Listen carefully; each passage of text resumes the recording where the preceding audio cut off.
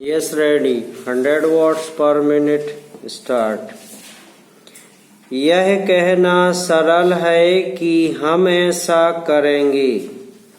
नीति संबंधी निर्णय भी आसानी से लिया जा सकता है, लेकिन किसी निर्णय को समुचित ढंग से लागू कर पाना बहुत कठिन होता है।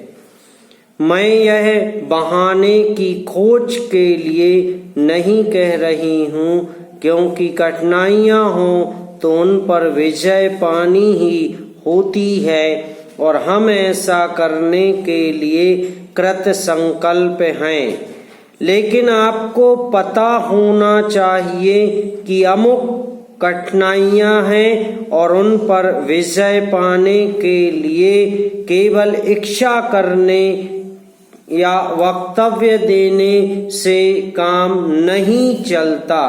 इसके लिए स्थिति को समझना और दृढ़ निश्चय के साथ आगे बढ़ना होता है, चाहे रुकावटें कितनी ही बड़ी क्यों ना हो, कठिनाइयाँ कैसी भी क्यों ना हो। सरकार का सही संकल्प है पैरा।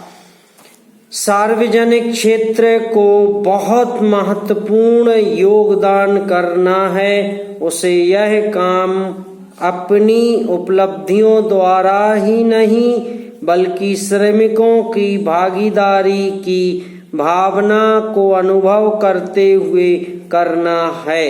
मैं जानती हूँ कि आज यह भावना सभी श्रमिकों में नहीं है। मुझे यह भी पता है कि इसके लिए हमेशा उन्हें ही दोषी नहीं ठहराया जा सकता।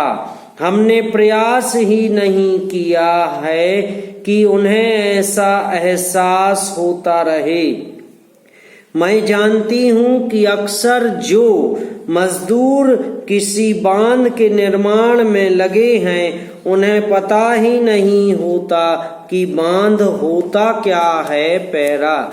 महोदय, हमने ऐसा प्रयास ही नहीं किया कि किसी परियोजना को एक ऐसा संयुक्त उद्यम माना जाए जिसमें उसके निर्माता श्रमिकों, वहां रहने वाले अन्य मजदूरों, वैज्ञानिकों, प्रबंधकों तथा अन्य संबद्ध लोगों को भागीदारी का एहसास हो। हमने समस्याओं को पुराने कोण से ही देखा है और लोगों को अलग अलग खानों में बांट दिया है। इसलिए ये झूठे विभाजन समाप्त होने चाहिए। हमारे समाज में ऐसे अनेक विभाजन हैं, शायद वे सभी समाजों में होते हैं, लेकिन हमारे यहाँ वे सामान्य से कुछ ज्यादा ही हैं। ये धर्म के आधार पर, जातियों के आधार पर, भाषा और क्षेत्र के आधार पर पाए जाते हैं। एक व्यक्ति और एक ग्रुप को दूसरों से अलग करने वाली अनेक तरह की दीवारें हैं और इन सब विभाजनों से हमारा राष्ट्र कमजोर हुआ है। स्वतंत्रता आंदोलन के दौरान इन विभाजनों का इस्तेमाल हमारी एकता को तोड़ने के लिए किया जाता था।